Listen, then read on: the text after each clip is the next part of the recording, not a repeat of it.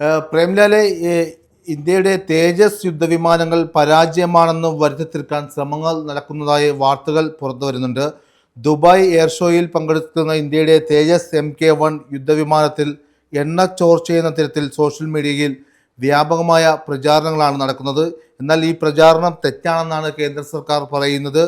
ഘനീഭവിച്ച ജലം പുറന്തള്ളുന്ന സ്വാഭാവിക നടപടിയാണ് ഇത്തരത്തിൽ തെറ്റായി പ്രചരിച്ചതെന്ന് പ്രസ് ഇൻഫർമേഷൻ ബ്യൂറോ വ്യക്തമാക്കിയിട്ടുണ്ട്. അതായത് യുദ്ധവിമാനത്തിൽ ഗുരുതരമായ സാങ്കേതിക തകരാറുണ്ടെന്ന തരത്തിലുള്ള വിമർശനങ്ങളും വാർത്തകളും പുറത്തു വരുന്നുണ്ട്. എന്താണ് ഇതിന് പിന്നിലെ യഥാർത്ഥ വസ്തുത? തുഫയിലെ ഈ ദുബായിലെ അൽ മക്തൂം വിമാനത്താവളത്തില് നവംബർ 17 മുതൽ നവംബർ 21 വരെ, അതായത് ഇന്ന് ഈ ദുബായ് എയർ ഷോ ഇന്ന് പൂർത്തിയാവുകയാണ്. അപ്പൊ അതിൽ പങ്കെടുക്കാൻ വേണ്ടിയിട്ട് ഈ സംഘാടകരുടെ തന്നെ അഭ്യർത്ഥന പ്രകാരമാണ് ഇന്ത്യ തേജസ് വിമാനവും അതേപോലെ സൂര്യകിരൺ എന്ന് പറയുന്ന ഈ പ്രദർശന വിഭാഗത്തിൽപ്പെട്ട വ്യോമാഭ്യാസ പ്രകടനം നടത്താൻ ഉപയോഗിക്കുന്ന സൂര്യകിരൺ വിമാനങ്ങളെയും ഇന്ത്യ ദുബായ് എയർ ഷോയിലേക്ക് അയച്ചേക്കുന്നത്. ഈ ദുബായ് എയർ ഷോയില് രണ്ടാമത് തവണയാണ് തേജസ് യുദ്ധവിമാനങ്ങൾ പ്രദർശന വിഭാഗത്തിൽ ഉണ്ടാവുക. അതവിടെ ഗാലറിയിൽ, അതായത് പവലിയനിൽ പ്രദർശിപ്പിക്കുന്നതിനോടൊപ്പം തന്നെ കൃത്യമായ സമയക്രമത്തിൽ ഇത് ആകാശത്ത് പറന്ന് വ്യോമാഭ്യാസ പ്രകടനങ്ങൾ കാഴ്ചവെക്കുകയും ചെയ്യും.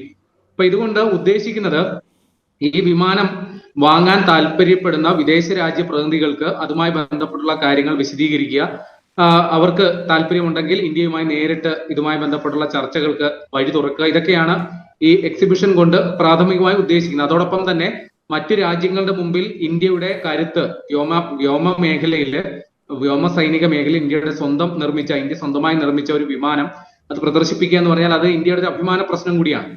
അപ്പൊ ഇവിടെ ഇപ്പോ ബോധപൂർവം ഈ തേജസ് യുദ്ധവിമാനങ്ങൾക്ക് വലിയ തകരാറുണ്ട് എന്ന തരത്തിൽ ചിത്രീകരിച്ചുകൊണ്ട് സോഷ്യൽ മീഡിയ പ്രചാരണം നടക്കും. പ്രത്യേകിച്ചും അതിനെ ഈ നാലാംകിട ഈ 2 വീലറുകളൊക്കെ ഉണ്ടല്ലോ, അതിനോട് സാദൃശ്യപ്പെടുത്തി ഓയിൽ ലീക്ക് ഉണ്ട് എന്ന തരത്തിലാണ് പ്രചാരണമൊക്കെ നടക്കുന്നത്. അപ്പൊ അതുമായി ബന്ധപ്പെട്ട് കൃത്രിമമായി സൃഷ്ടിക്കപ്പെട്ടതും ദുർവ്യാഖ്യാനം ചെയ്തിട്ടുള്ളതുമായിട്ടുള്ള ചിത്രങ്ങൾ സോഷ്യൽ മീഡിയയിൽ വ്യാപകമായി പ്രചരിക്കുന്നുണ്ട്. അപ്പൊ ഇപ്പോ ഇതില് പ്രസ് ഇൻഫർമേഷൻ ബ്യൂറോ ഒരു ഫാക്ട് ചെക്ക് നടത്തിയിട്ട് അതിൽ വിശദീകരണം കൃത്യമായിട്ട് കൊടുത്തിട്ടുണ്ട്. ഇത് ഒരു കാരണവശാലും ഒരു ഓയിൽ ലീക്ക് അല്ല. ഇപ്പൊ നമ്മൾ ഈ റോഡിൽ ഓടുന്ന ചില വാഹനങ്ങൾക്ക് ഇതേപോലെ, ഇപ്പൊ 4 സ്ട്രോക്ക് ബൈക്കുകൾക്കൊക്കെ ഇതേപോലെ ഓയിൽ ലീക്ക് ഒക്കെ നമ്മൾ കാണാറുണ്ട്. അപ്പൊ അതേപോലെ ഒരു ഓയിൽ ലീക്ക് അല്ല, ഇതൊരിക്കലും അല്ല. പകരം ഇത് സംഭവിച്ചിരിക്കുന്നത് ഈ യുദ്ധവിമാനങ്ങളുടെ ഒരു പ്രോട്ടോകോളിന്റെ ഭാഗമായിട്ട്, സാധാരണ ഒരു നടപടിക്രമങ്ങളുടെ ഭാഗമായിട്ട് ഉണ്ടാകുന്ന ഒരു പ്രവർത്തനം മാത്രമാണ് അവിടെ നടന്നിരിക്കുന്നത്.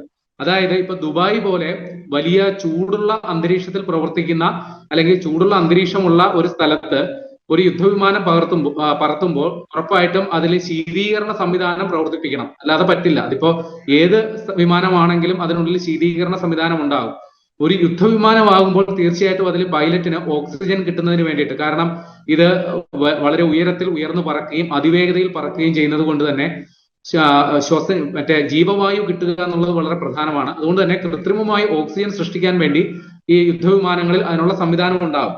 അപ്പൊ അതിനൊക്കെ വേണ്ടി ഉപയോഗിക്കുന്ന എൻവയോൺമെന്റൽ control system, oxygen generating system, ഇതില് വെള്ളം അടിഞ്ഞുകൂടാനുള്ള സാധ്യതയുണ്ട്. അല്ലെങ്കിൽ അന്തരീക്ഷ ഈർപ്പം വലിയ രീതിയിൽ ശേഖരിക്കപ്പെടും. അത് വെള്ളമായിട്ട് കെട്ടിക്കിടന്ന് അത് വിമാനം താഴെ ലാൻഡ് ചെയ്ത് കഴിയുമ്പോൾ അത് ഒഴുക്കി കളയുക എന്നുള്ളത് ഒരു സാധാരണ നടപടിക്രമമാണ്. അതല്ലാണ്ട് ഏതെങ്കിലും തരത്തിലുള്ള ഓയിൽ ലീക്ക് അല്ല എന്നുള്ളതാണ് നമ്മുടെ അധികൃതർ വിശദീകരിക്കുന്നത്. അപ്പൊ ഇവിടെ ചില പാക് അനുകൂല മാധ്യമങ്ങളാണ് ഈ ഒരു പ്രചാരണത്തിന്റെ പിന്നിൽ. കാരണം തേജസ് യുദ്ധവിമാനത്തെ അത് മോശമായിട്ട് ചിത്രീകരിക്കേണ്ടത് അവരുടെ ആവശ്യമാണ്. പക്ഷെ ഇത് ഇത്തരത്തിൽ ഒരു സ്വാഭാവിക നടപടിക്രമമാണ്. അത് എല്ലാ വിമാനങ്ങൾക്കും, തേജസ് എന്നല്ല, എല്ലാ യുദ്ധവിമാനങ്ങൾക്കും ഈ പ്രോട്ടോകോൾ പാലിച്ചേ മതിയാകൂ. അതിനെ ഈ രീതിയിൽ ചിത്രീകരിക്കുന്നത് മോശമാണ്. അവിടെ ഇപ്പോ ഇതിന്റെ ചുമതലയുള്ള എയർ മാർഷൽ നർമ്മദേശ്വർ തിവാരി അദ്ദേഹം പറയുന്നത് തേജസ് യുദ്ധവിമാനങ്ങളെ സംബന്ധിച്ച് വിദേശ രാജ്യ പ്രതിനിധികളിൽ നിന്നും വലിയ മികച്ച പ്രതികരണമാണ് കിട്ടിയത്. അതായത് മിഡിൽ ഈസ്റ്റിൽ നിന്നും, ആഫ്രിക്കയിൽ നിന്നും, ലാറ്റിൻ അമേരിക്കയിൽ നിന്നും ഈ വിമാനങ്ങൾ അവർക്ക് സ്വന്തമാക്കാൻ, അതായത് ഇന്ത്യ ഇത് കയറ്റുമതി ചെയ്യാനും ഇന്ത്യ പദ്ധതി ഇടുന്നുണ്ട്. ഇത് കയറ്റുമതി ചെയ്യുന്നതിന് വേണ്ടിയിട്ടും അല്ലെങ്കിൽ ഇന്ത്യയുടെ പങ്കാളിത്തത്തോടു കൂടി ഇത് അവരവരുടെ രാജ്യങ്ങളിൽ ഇത് വികസിപ്പിക്കുന്നതിനും വേണ്ടിയിട്ടും ഉള്ള താല്പര്യങ്ങൾ പല വിദേശ രാജ്യ പ്രതിനിധികളും അറിയിച്ചതായിട്ടാണ് വിവരം. ഇപ്പൊ തേജസിനെ സംബന്ധിച്ച് ഇന്ത്യയിലും ഒരു സുപ്രധാന സംഭവം ഈ അടുത്ത ദിവസം ഉണ്ടായി.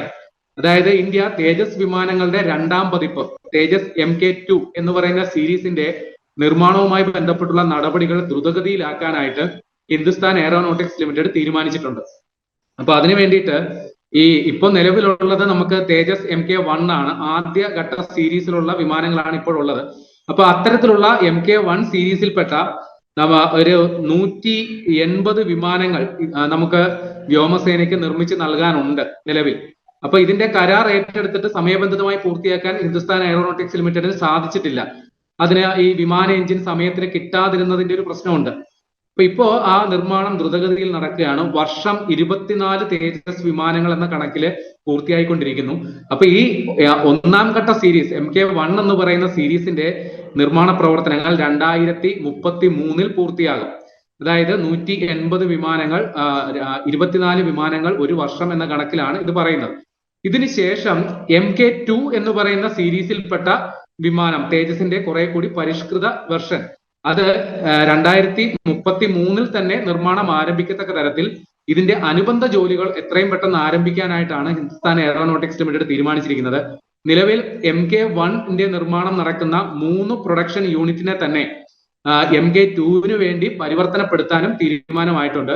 അങ്ങനെ 2034 തന്നെ MK2 വിഭാഗത്തിൽപ്പെടുന്ന തേജസ് യുദ്ധവിമാനങ്ങൾ നിരത്തിലിറക്കാൻ അല്ലെങ്കിൽ വ്യോമസേനയ്ക്ക് കൈമാറാനായിട്ടാണ് ഇപ്പോൾ തീരുമാനമായിരിക്കുന്നത്. അപ്പോ ഈ 2034 പുറത്തിറങ്ങുന്ന MK2 എന്ന് പറയുന്ന തേജസിന് കുറെ കൂടി പ്രത്യേകതകളുണ്ട്. ഇപ്പോ MK1 എന്ന് പറയുന്ന തേജസിന്റെ 1ാം വെർഷനിൽ ഉപയോഗിക്കുന്നത് GE എന്ന് പറയുന്ന കമ്പനിയുടെ 404 എന്ന് പറയുന്ന സീരീസിൽപ്പെട്ട എഞ്ചിൻ ആണെങ്കിൽ തേജസിന്റെ അടുത്ത പതിപ്പിൽ ഉണ്ടാവുക ജിയുടെ തന്നെ F414 എന്ന കുറെ കൂടി ശക്തിയുള്ള എഞ്ചിൻ ആയിരിക്കും ഉണ്ടാവുക.